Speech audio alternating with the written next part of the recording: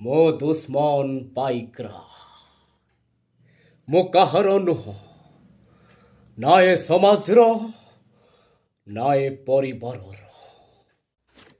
ମୋର ଗୋଟାଏ ଅଲଗା ଦୁନିଆ, ନିଆରା ଇଚ୍ଛା, ଆଉ ମୋ ଇଚ୍ଛାକୁ ଟାର୍ଗେଟ କରିବାକୁ ଯାଇ ମୁଁ କିଛି ବି କରିପାରେ। ମୁଁ ଗୋଟେ ପାଗଳ ପ୍ରଜାପତି। ଫୁଲରୁ ଫୁଲ ଉଡ଼ିବା, ମଧୁ ସଂଗ୍ରହ କରିବା ମୋର କାମ। ଆଉ ଯୋଉ ଫୁଲଟା ମୋର ବେଶୀ ପସନ୍ଦ ହୁଏ ଆଗେ ତାକୁ ଉପଭୋଗ କରେ। ଏଇ ଯେମିତି ମୋହିନୀ। ଏ ମୋର ମନର ମୋହିନୀ। କମ୍ ଅନ୍।